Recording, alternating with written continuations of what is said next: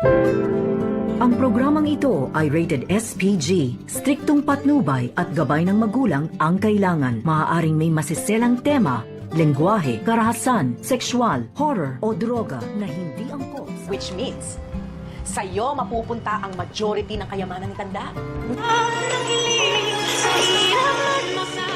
Narito na nga ang ating pagkaabangan ngayong Martes sa Abot Kamay na Pangarap.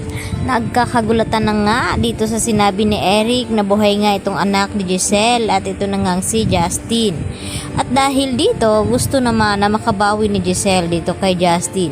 Kaya nag-set up ito ng lunchtime upang makasama sana itong kanyang anak. Subalit, ang sumipot nga ng pagkikita sana nilang dalawa ay itong si Eric na dating ex-boyfriend dito ni Giselle na siya naman ang ama dito ni Justin.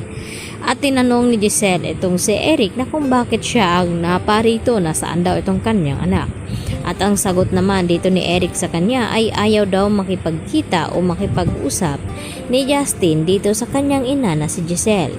Dahil galit pa rin dito ang kanyang anak dahil sa ginawa nito ni Giselle na pinaampon at ipinamigay. Samantala, gusto naman na malaman ni Giselle kung paano nangyari iyon. At dito naman na ikinukwento dito ni Eric sa kanya kung paano natunton ni Don Pepe dito sa US itong si Eric at itong apo nito na si Justin. At dahil dito, nagpagawa pala agad ng DNA test itong si Don Pepe noon upang papatunayan na apo niya nga talaga itong si Justin. At nagiging positive naman ang nagiging resulta. At dito nga naniyakap ni Justin ang kanyang lolo at pinakiusapan ni Don Pepe noon itong si Justin na sana mapatawad daw niya itong kanyang ina na si Giselle. At ang tanging sabi naman ni Justin sa kanyang lolo, kung ipipilit niya ay baka pati siya ay kakalimutan na rin ni Justin.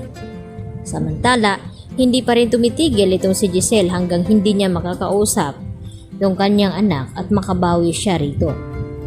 At dahil dito, nagpakita naman itong si Justin dito sa kanyang ama na si Eric at sinabi na Pasko naman ay may gusto siyang ibigay nito itong hair clip na ibinigay noon pala sa kanya ni Giselle at nagpapanggap na siya nga raw ang kanyang tita Giselle. At dito naman na siguraduhin daw ni Justin na masasaktan itong si Giselle kapag ibinabalik niya itong clip ng buhok nito. At dito nga na dumating itong si Justin habang kasama ni Giselle itong si Annalyn na nagla-lunch at hinihintay ang pagdating ni Justin at nang yakapin sana ito ni Giselle ay pinigilan naman siya dito ni Justin at ibigay lamang at pinamukha ni Justin itong hair clip na ibinigay noon dito nga ni Giselle at hanggang sa umiyak na naman ito. Samantala, nakakarating na rin dito kina Moira at Zoe ang tungkol sa anak ni Giselle na buhay pa nga ito at kampante naman na sinabi ni Moira sa kanyang anak na si Zoe na sigurado daw sila na hindi ito nakilala ni Don Pepe. At hindi naman siguro ito pamamanahan daw. At dagdag pa ni Moira sa kanyang anak na sigurado daw siya na kay Zoe daw ipapamana ang majority ng kayamanan dito ni Tanda na ngayon nga ay talagang hindi pa ito nagkamalay at conscious pa rin ang kalagayan ngayon ni Don Pepe. At wala naman silang kaalam-alam na palaban nga itong si Justin at hindi siya magkakapayag na hindi sa kanya mapupunta ang kayamanan ng kanyang lolo at lalong-lalo na sa kanyang ina na si Giselle. Lalo pat siya ang unang apo at siya dapat ang tagapagmana ng Apex Hospital. Kaya magkakaroon na naman ang kahati at magiging mainit ang labanan dito kay na Justin at Zoe dahil hindi nga magpapatalo itong si Justin dito kina Moira at Zoe. Lalo pat alam ni Justin ang tunay na ugali ni Zoe na kung papaano ito umasta bilang anak ni RJ, subalit ay hindi nga siya ang tunay na anak dito.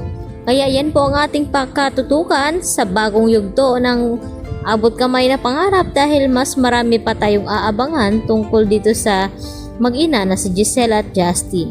Yan lang po at marami pong salamat sa inyong pakikinig at panonood. Bye-bye!